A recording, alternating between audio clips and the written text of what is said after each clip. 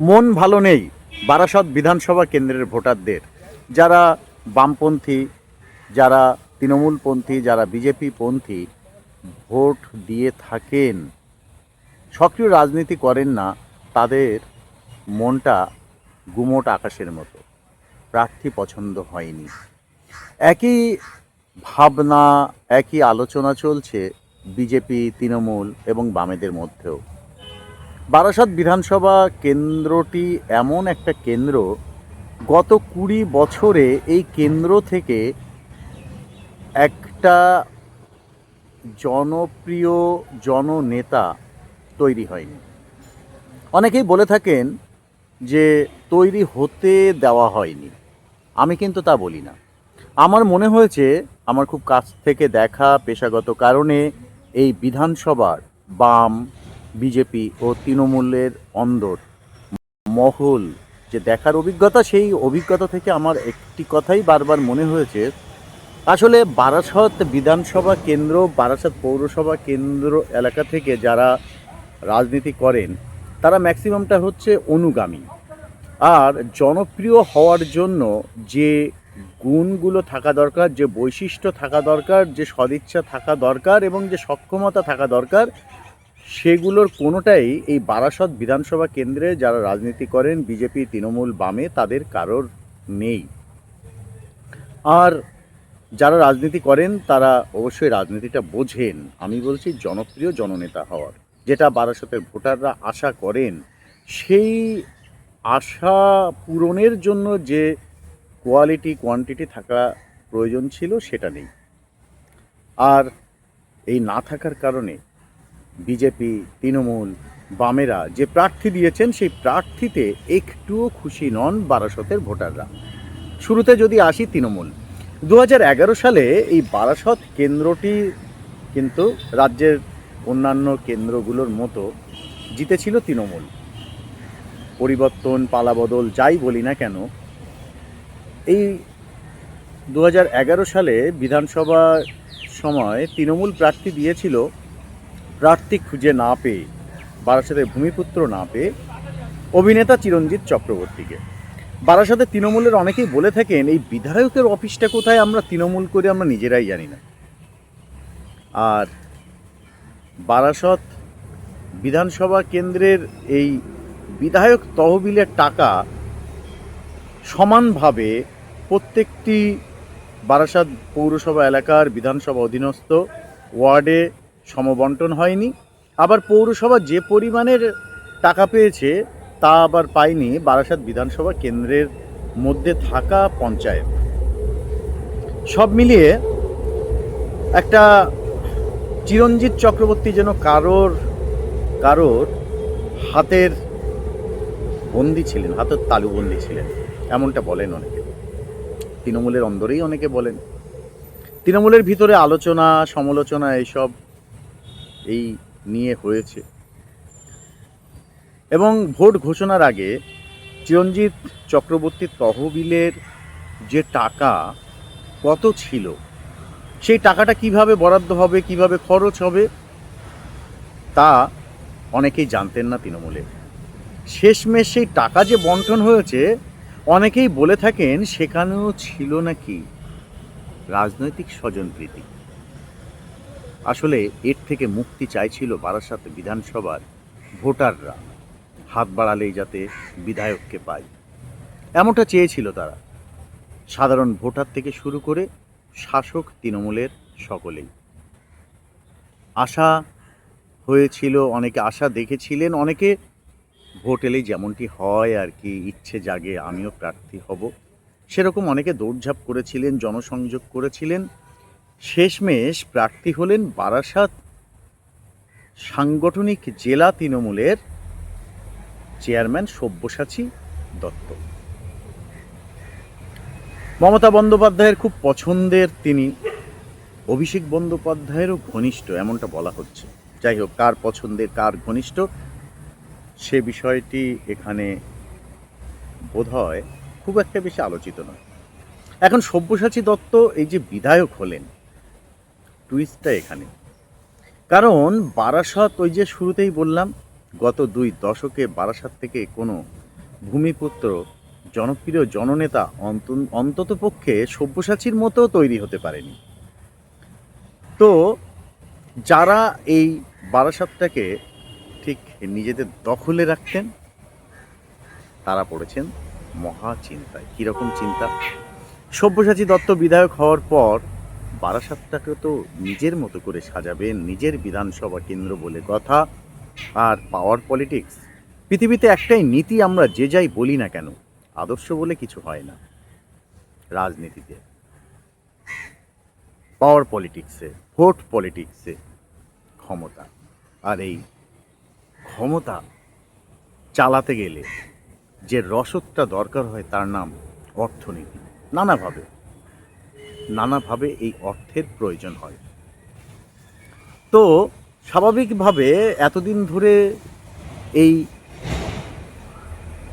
অত্যন্ত গুরুত্বপূর্ণ নীতি, অর্থনীতিকে, বারাসতের অর্থনীতিকে যারা কন্ট্রোল করছিলেন তারা পড়েছেন চিন্তায়। কি হবে এবার? সব্যসাচী দত্ত জিতলে তো তারই হাতে চলে যাবেন। বারাসাত পৌরসভার পৌর প্রতিনিধিদের নিয়ে একটি বৈঠক ডেকেছিলেন তৃণমূল প্রার্থী সব্যসাচী দত্ত। সেখানে তিনি যা বলেছেন পুরোটা বলা ঠিক না, আভ্যন্তরীণ আলোচনা, নিজেদের মধ্যেকার আলোচনা। কিছু কিছু অংশ বলি, ইঙ্গিত দেই। সেখানে অর্থনীতি নিয়েও কিন্তু প্রশ্ন তোলা হয়েছিল। ভোট করতে গেলে তো অর্থ লাগে। হ্যাঁ, অর্থ তো লাগে, অর্থ ছাড়া তো ভোট হয় না। কেউ বললেন যে এই বারাসত বিধানসভা এলাকার অধীনস্থ বারাসত পৌরসভায় পথশ্রীর জন্য তালিকা বারাসাত পৌর এলাকার কোনো রাস্তা ছিল না। আর বারাসাতে তো অনেক বড় বড় নেতা আছেন তথাকথিত। হ্যাঁ, এই তথাকথিত নেতারা কি করছিলেন? বারাসাত যারা নিয়ন্ত্রণ করেন তারা কি করছিলেন? সেই প্রশ্নটি ঈষৎ উস্কে দিলেন এক ব্যক্তি, যিনি বারাসাত পৌরসভার কেউ নন, যিনি বারাসাতের রাজনীতির কেউ নন, কিন্তু তৃণমূলের যে ক্ষমতার নিউক্লিয়াস সেখানকার এক ব্যক্তি। তিনি শটানা কাউন্সিলরের দিকে তাকিয়ে বললেন, আপনি আছেন তো? সেই কাউন্সিলর বললেন, হ্যাঁ আছি। তারপর তাকে ইঙ্গিত করে তাকে দেখিয়ে বললেন, উনি দরবার করেছিলেন বলে বারাসাতে পথশ্রীর রাস্তা এসেছে। আসলে এই যে বলা বক্তব্যের মধ্যে বেশ কিছু বিষয় আছে। বারাসতের পৌরসভার যারা সিআইসি আছেন, যিনি চেয়ারম্যান আছেন, রানিং সদ্য প্রাক্তন, ভোট ঘোষণার পরে যেভাবে আমরা বলে থাকি, বিধায়ক চিরঞ্জিত চক্রবর্তী আছেন, সংগঠনের অনেক নেতা নেত্রী আছেন। কি করছিলেন তারা? একটু ঘুরিয়ে তিনি প্রশ্নটি তুলেই দিলেন, এই তো বারাসতের চেহারা। এরই মধ্যে এই চিরঞ্জিত চক্রবর্তী তিনি তো অনেকটাই দূরে চলে গেছেন। তাহলে বর্তমান প্রার্থী সব্যসাচী দত্ত তিনি বারাসতকে কিভাবে সাজাবেন, বারাসতের রাজনীতিটা কিভাবে নিয়ন্ত্রণ করবেন তার খানিকটা ইঙ্গিত দিলেন ওই বৈঠকে। কোনো দাদা ছাড়াই তার সঙ্গে দেখা করা যাবে। বুঝুন, কোনো দাদা লাগবে না দেখা করতে গেলে। জেতার পরে বারাসাত পৌরসভায় তিনি বসবেন। পৌরসভায় যে ভবন আছে সেই ভবনে একটি নির্দিষ্ট অফিসও করবেন, সেখানেই তিনি বসবেন তার সময় মতো, এবং সেখান থেকেই বারাসতের রাজনীতি পরিচালনা করবেন। আসলে বারাসত বিধানসভা কেন্দ্রে এই প্রথম একজন দক্ষ রাজনীতিবিদ, ডাকা বুকো ব্যক্তি প্রার্থী হয়েছেন তৃণমূলের। এমনকি আমরা যদি দেখি বাম আমলে তৃণমূল যখন ক্ষমতায় আসছে, তখন যিনি বিধায়ক ছিলেন তার নাম ছিল বিথিকা মণ্ডল। তিনিও কিন্তু ডাকাবুকো ছিলেন না। তো স্বাভাবিকভাবে ২ দশক সময় ধরে বারাসাত কেমন যেন একটুখানি ডাকাবুকো রাজনীতিক ছাড়াই চলছিল। এখন এই চিরঞ্জিত চক্রবর্তী আসার পর বারাসাত একটা নতুনভাবে চলতে থাকে তৃণমূলের হাতে। আর সব্যসাচী দত্ত প্রার্থী হওয়ার পর সমীকরণ বদলাচ্ছে। তিনি যদি জেতেন তাহলে বদলে যাবে বারাসতের রাজনৈতিক সমীকরণ। অনেক নেতার ভবিষ্যৎ কি হবে? যারা যেভাবে রাজনীতি করছিলেন তারা কি সেভাবে রাজনীতি করতে পারবেন? অনেক কাউন্সিলর কি টিকিট পাবেন? তৃণমূলের অন্দরে এই প্রশ্নগুলোই ঘুরছে। সব্যসাচী দত্ত আছেন তার নিজের মেজাজে, বেশ দুপাটি দাঁতের অর্ধেক বার করে ঠোঁট খেলিয়ে তার স্মিতময়ী রহস্যময় হাসির আড়ালে বাক্যগুলো কি, সেগুলো খুঁজছেন, সেগুলো ডিকোড করার চেষ্টা করছেন তৃণমূলের অনেক নেতৃত্ব। আর এটাও ঠিক, সব্যসাচী দত্তকে যারা পরিচালনা করছেন এখনও পর্যন্ত, এই কথা আমি যখন বলছি, তাকেও মিসগাইড করা হচ্ছে নানা বিষয়ে।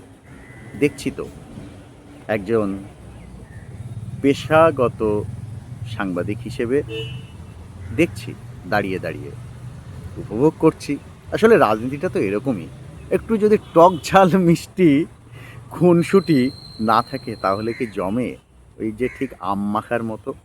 আর কিছুদিন বাদে দেখবেন আম মাখা বিক্রি হবে টক ঝাল মিষ্টি দিয়ে, এক সুস্বাদু। বারাসতের রাজনীতিটা ঠিক এই মুহূর্তে সেরকম। এই সব্যসাচী দত্ত যেহেতু বারাসতের নন, সে নিয়ে প্রার্থী বদলে যে দাবি ছিল সেই দাবিটা পূরণ হয়েছিল। সাথে ছিল আরও একটি ইচ্ছে ভোটারদের, বারাসতের ভূমিপুত্র। সেই ইচ্ছে আর পূরণ হয়নি, দাবি মিটলেও। স্বাভাবিকভাবে বারাসতের ভোটারদের তৃণমূলের একটা অংশ বেশ অখুশি, অপেক্ষা করেছিল বিজেপির দিকে। বিজেপি বোধহয় তাহলে এবার একজন ভালো ক্যান্ডিডেট দেবে, স্বচ্ছ ভাবমূর্তি, অন্তত যার কণ্ঠ দৃঢ়, শব্দ এক ভয়ানক শক্তি, অনেক কিছু ঘটাতে পারে। দৃঢ়তা থাকবে, শব্দগুলো ঠিক তেমনি হবে। সেরকম একজন প্রার্থী চেয়েছিল বারাসতবাসী। হতাশ করেছে বিজেপি। বারাসত সাংগঠনিক বিজেপির জেলার প্রাক্তন সভাপতি শঙ্কর চট্টোপাধ্যায়, যিনি গত ইলেকশনেও প্রার্থী হয়ে হেরেছেন, তাকে পুনরায় প্রার্থী করা হয়েছে। শারীরিক অসুস্থতার কারণে আমার আপনার মতো তিনি কথা বলতে পারেন না। তার উচ্চারণে, তার ভোকালে একটু ত্রুটি আছে। তারপরও তাকে ঘিরে নানা রকম অভিযোগ আছে, দলে গোষ্ঠীকন্দল। অনেকে বলে থাকেন বারাসতের তৃণমূলের কোলে বিজেপি দোলে, এরকমও বলে থাকেন, পোস্টারও পড়েছে। তো এই জায়গায় দাঁড়িয়ে বিজেপির প্রতিও হতাশ বারাসতের ভোটাররা। তৃণমূলের অনেকেও অপেক্ষা করেছিলেন। কি অপেক্ষা জানেন? একটু অন্যরকম, বিজেপি যেন ভালো প্রার্থী না দেয়। বামেরা চেয়েছিল যে আমরা তো এখন দুধ ভাত, বিজেপি অন্তত একটু ভালো প্রার্থী দিক যাতে লড়াইটা হয়। কিন্তু এই শঙ্কর চট্টোপাধ্যায় প্রার্থী হওয়ার পর তারাও বেশ হতাশ। এই প্রার্থী দিয়ে লড়াই না, হবে না। কিন্তু আমার অবজারভেশনটা একটু অন্যরকম। দেখুন, যারা ভোট দেয় বিরাট অংশের, যে ভোটে জয় পরাজয় নিশ্চিত হয়, সেই ভোটাররা না প্রার্থীদের এই সমস্ত বিষয় সম্পর্কে জানে না, আর তারা এসব খেয়াল রাখেও না। যদি খেয়াল রাখতো তাহলে 34 বছরে বামফ্রন্ট সরকার হতো না, যদি ভোটাররা সেই খেয়াল রাখতো, তাহলে 34 বছরে বামেদের অনেক প্রার্থী জিততো না, গত 15 বছরে তৃণমূলেরও অনেক প্রার্থী জিততো না। স্বাভাবিকভাবে ভোটাররা এই সব বিষয়গুলো অত বেশি গুরুত্ব দেন বলে অন্তত আমি মনে করি না। হ্যাঁ, কিছু ভোটার দেন যারা সচেতন, আর যারা বিভিন্ন রাজনৈতিক দলের দলাদলিতে আছেন। আর তৃণমূলের গোষ্ঠীকন্দল, সে তো ভোটের আগের দিন পর্যন্ত, যেদিন ভোট হবে সেদিন সব ভ্যানিশ। কারণ কি জানেন, করে কমে খেতে হবে তো। দলের লোক যদি ক্ষমতায় না থাকে তাহলে কি করে হবে? তৃণমূলের গোষ্ঠীকন্দলটা ঠিক এরকম। আর সে কারণে তৃণমূলের গোষ্ঠীকন্দলের প্রভাব ভোট বাক্সে খুব একটা বেশি পড়বে বলে মনে হয় না। মেরে কেটে 1000 হতে পারে, এর বেশি নয়। বিজেপিরও তাই, আরও খারাপ অবস্থা। তারা নিজেদের এক একজন মহান মনে করেন, ভাবেন এই করে দেবো সেই করে দেবো, হ্যাং করেঙ্গা ত্যাং করেঙ্গা।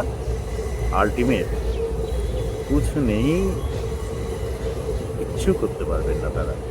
কারণ সে করার মতো তাদের জনসংযোগ, সমাজে তাদের গুরুত্ব, সমাজে তাদের পরিচিতি কোনোটাই এখনো তৈরি হয়নি। বিজেপির দুটো পরিচয় আছে, একটা হচ্ছে তাদের সিম্বল পদ্মফুল, আর একটা হচ্ছেন দেশের প্রধানমন্ত্রী নরেন্দ্র মোদী। এছাড়া কিন্তু কিছু নেই এই বাংলায়। এই দুটোকে দেখে বিজেপি ভোট পায়। তো স্বাভাবিকভাবে বারাসতে বিজেপির আরেক সভাপতি তাপস মিত্র সমাজ মাধ্যমে তার হয়ে কেউ কেউ প্রচার করছেন তিনি নাকি নির্দল প্রার্থী হবেন ক্ষোভ থেকে। কেন তাকে প্রার্থী করা হয়নি, সে কারণে এই সিদ্ধান্ত। বুঝুন, এখানেই দাঁড়িয়ে বারাসাত কি হবে তাহলে। এই বারাসাতের উত্তর দিন কমেন্টস করে আপনারাই, কি হতে চলেছে বারাসতে। ভোট রাজনীতি তো আমরা দেখছি, তার আড়ালে নেপথ্যে ভবিষ্যতের যে চালিকা শক্তির রাজনীতি, সে তো আরও ভয়ানক।